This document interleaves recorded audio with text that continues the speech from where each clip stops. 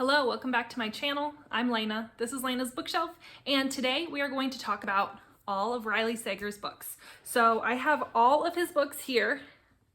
I have all of them physically, and I've read all of them. I just finished The House Across the Lake today, which is his newest release, and we're going to talk about all of them. We're going to talk about kind of how I would rank them. This is by no means saying that any of these are bad books. I don't think any of these are bad books. I still like Riley Sager. I will continue to read whatever he puts out, but this is just my personal opinion. So these are from my favorite to my maybe not so favorite, but still good. So if you read any of these, I think you would have a good time. You can expect a twist, you can expect unlikable characters, you can expect murder, you can expect suspense. Are these thrillers that are going to stand the test of time? I don't know, I'll have to wait and see. If my favorite Riley Sager isn't your favorite Riley Sager, I'm sorry. This is just how I would rank them. Okay, so coming in last place with 3.5 stars is The House Across the Lake, Riley Sager's most recent release. This just released a couple days ago, and I gave this 3.5 stars because a lot of his tropes tend to be a little bit unrealistic, and I kind of know that I'm going to have to suspend my disbelief a little bit. This was just a little bit too far. I felt like it could have been done better than it was. I did like the characters, and I did like the outcome. I enjoyed the twist, but like I said, it was just not really something that I enjoy reading. It's not really a trope that I enjoy. And the main character in this was pretty unlikable, and I felt like she had this big change that just happened so erratically. Like she was one person, then all of a sudden she was a completely different person. She was like, oh, I'm gonna change all of this, I'm gonna fix all of my problems. And I feel like that's not realistic. I would have liked to see more of development of her character instead of just she's struggling and she hates her life and now she's all better. I know that Riley Sager writes unlikable characters, and I didn't like this one, but she was probably my least favorite of Riley Sager's main characters. This one's basically about a woman who is an actress, and she goes and hides away at her mother's lake house for a little bit to kind of get away from some bad media press that she's had and things like that, trying to pick up the pieces of her broken life after she kind of ruined her acting career and her husband died. And she starts noticing some strange things happening to the woman that lives in the house across the lake. And it's a pretty small cast of characters, which I did like. I do like when Riley Sager has a smaller cast of characters, because then he can really hone in and focus on them. And that's why, like I said, that's why I was surprised that the main character had such little development in herself throughout the course of the book. But I didn't hate it like some people did, but I also don't think this would be my favorite Riley Sager book. So I did give this one 3.5 stars, and it is my lowest rated Riley Sager book. Next up, I have Survive the Night, and this book is set in the 90s, and it's about a college student who catches a ride home from college via a ride-sharing ad that she sees at the school bulletin board. And so she is a little bit wary to get in the car with a stranger to ride home because there has been a slew of females going missing and females being murdered around the campus, one of which being her roommate. And this is a pretty typical unlikable, unreliable narrator for Riley Sager, but in The House Across the Lake, she knew that she was potentially unreliable. She knew that she was drinking too much and that she may not be making the best decisions, whereas this girl didn't always know that she was unreliable. And one of my main things that I didn't like about this book is that she had these like movies that were playing in her head that would so she would kind of imagine things that didn't really happen. It was kind of annoying that you would go through this big thing that you thought was a twist, and then come to find out it was just a movie in her head. And I thought that was kind of a cheap way to play out some of these things. I would have given this 3 stars except for the last chapter. The last chapter and that main twist, Riley basically told us, everything you thought you knew about what was going on here is completely wrong.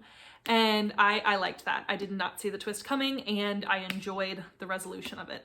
Oh, and I gave this one 4 stars.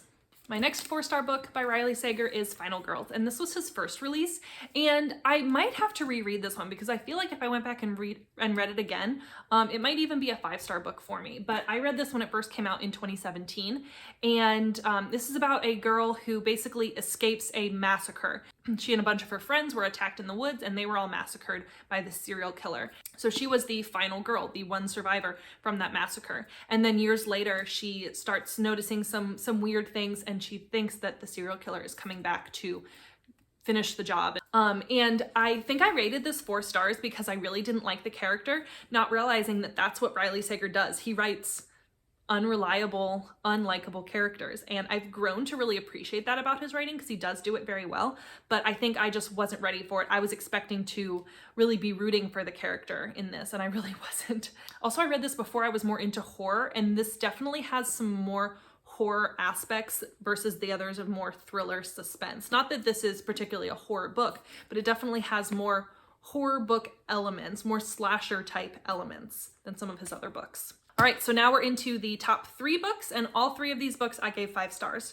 So in third place, we have Lock Every Door. And this is about a woman who basically is taking care of an apartment in this big building. And what I really liked about this is that something in this book was actually mentioned in The House Across the Lake, which I thought was kind of cool. So let me know in the comments below if you read House Across the Lake and if you caught the aspect of this book that is mentioned in there. This book is about a girl who basically gets a job apartment sitting. She basically is told, you have to watch this apartment in this old building and you can't have any guests, you can't spend a night away. There's all of these weird rules, but she basically is in a place where she can't say no. So she moves into this place, she's told don't talk to the neighbors, don't do this, don't do that. And then some strange sketchy things start going on in this building. She thinks maybe it's haunted or maybe there's something going on. She's not really sure. I think the reason this is in third place is because this is one of those where you really have to suspend your disbelief for the twist.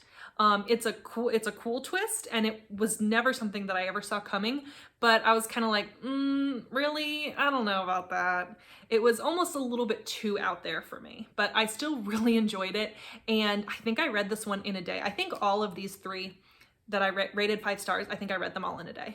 In second place, we have Home Before Dark, and I think this is kind of a unpopular opinion. I think this is on the lower end of people's favorite Riley Sagers, but this is definitely my second favorite. This is pretty much your typical haunted house story. It's kind of similar to The Haunting of Hill House in the premise. This family move into this old house.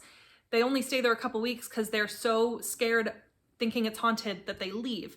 And so then years later, this girl has to go back to the house, and she doesn't really remember much about all of the scary things that happened when they lived there because she was like too little. What is it about this house that's scaring everybody? This was very much a classic haunted house story, and I loved the creepy dark vibes. I think I pulled this out of the book of the month box and immediately sat down and started reading it and finished it in just a couple of hours. I could not put this down. And then in first place, we have The Last Time I Lied. This has all of these summer camp vibes, and I am so here for it. So this girl goes to camp, and her cabin mates end up going missing in the middle of the night. So that all happened in the past, and now in the present, she's going back to work at the camp. And this had such great summer camp vibes. I cannot even begin to describe it, from the bathhouse to the cabins to the mess hall, everything. And I did go to summer camp pretty much every year as a kid, and it was the best part about my summer. And so I loved being able to relive some of those and hear about all of the camp vibes. And it has some like kind of subplots and subtropes mixed in here that are some of my favorites. This one isn't as twisty as some of his other books, but it is such a fun ride. All right, those are all of Riley Sager's books. So let me know down below in the comments if my ranking compares to your ranking.